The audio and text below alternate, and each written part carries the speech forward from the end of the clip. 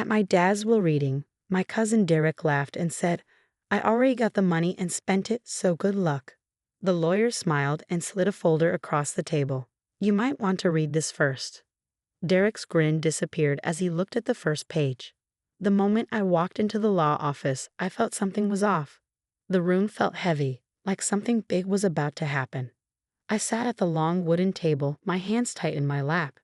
My dad and I didn't have the best relationship, so I wasn't expecting much.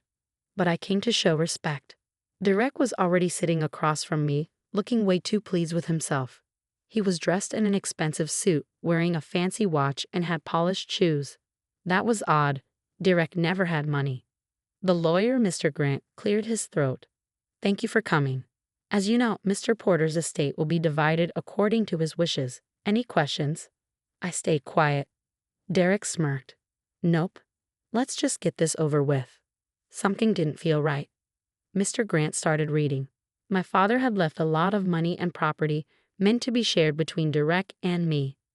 But as the lawyer continued, I noticed Derek was grinning. Then came the shocker. My dad had already given Derek his part of the inheritance 6 months before he passed away. My stomach dropped. Derek burst out laughing. "Oh man, I was wondering when you'd find out." "Yeah, I already got the money and spent it. Too bad for you." I just stared at him, feeling numb. Mr. Grant, however, didn't seem surprised. In fact, he looked amused. Then he did something unexpected. He reached into his briefcase, pulled out a folder, and slid it across the table. "Actually," he said calmly, "you might want to read this first." Derek's smile disappeared as he opened the folder. His face went pale. What is this?" he stuttered. Mr. Grant adjusted his glasses. "That, Mr. Derek, is what we in the legal world call a trap." The trap. At my dad's will reading, my cousin Derek laughed and said, "I already got the money and spent it. Good luck getting anything." The lawyer, Mr. Grant, just smiled and slid a folder across the table. "You might want to read this first." Derek's grin disappeared as he flipped the first page. The escape plan. 3 days later, Derek disappeared. No calls, no emails, nothing. At first, I thought he was just hiding, but then Mr. Grant called. "We have a problem," he said. My stomach dropped. "What kind of problem?" "The kind that involves fake passports and a one-way ticket to Argentina." I shot up from my chair. "You're joking." "I wish I was," Mr. Grant sighed. Derek tried to run. I clenched my fists. "Did he make it?" Mr. Grant chuckled. "No, he got caught at the airport." I nearly fell over laughing. Derek was arrested with a fake passport, a suitcase full of cash, and an expensive watch, one that wasn't even his anymore. The court seized everything. His house, his cars, his bank accounts. He lost it all. And me?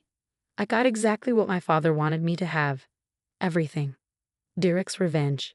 Derek didn't give up easily. He fought the charges, but there was too much evidence. In the end, he was convicted of fraud, theft, and identity fraud. His sentence? 15 years. I visited him once. He looked thinner, weaker. His arrogance was gone. "Happy?" he spat through the glass. I thought for a second, then smiled. "Yes," and I walked away. I thought it was over, but 6 months after his sentencing, I got a letter. It wasn't an email, it was handwritten. "You think this is over? I have friends. You took everything from me, now I'm taking something from you."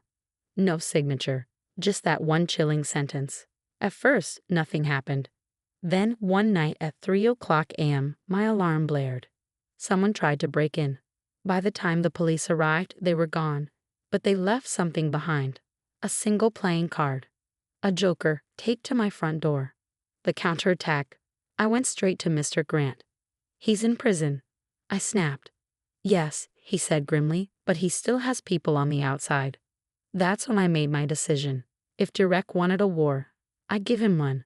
I hired a private investigator, Henderson. He found 3 people still working for Derek. Victor Cole, a shady accountant. Ray Bones Martinez, a violent thug. Samantha Price, Derek's ex-girlfriend, the real mastermind. "These people don't scare easily," Henderson warned. I clenched my fists. Neither do I. The trap.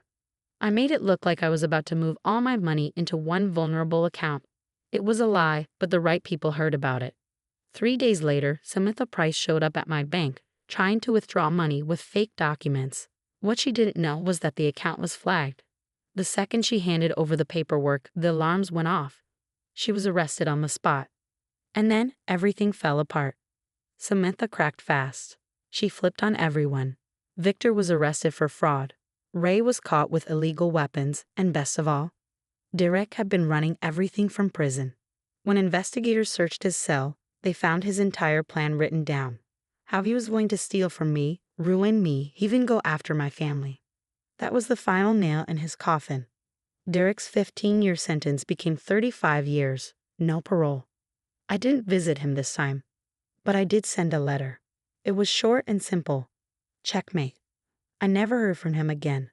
But I know, somewhere in that prison he read it, and he knew I had won. Derek's last move. Even from prison, Derek kept fighting. He hired a sleazy lawyer and tried to sue me for a settlement. I laughed so hard I nearly fell out of my chair. Then I fought back. I hired the best lawyer I could find. Not only did I win, but I countersued for damages. The court ruled that everything Derek ever made, his prison wages, future money, even personal belongings, belonged to me. Even behind bars, he was working for me. I sent him one last letter. Now you work for me. Enjoy the next 35 years. No threats, no insults. Just the truth. He never replied. But I imagine him sitting in his tiny cell, reading those words over and over, realizing he lost. For the first time in my life, I felt free. And Derek? He was exactly where he deserved to be.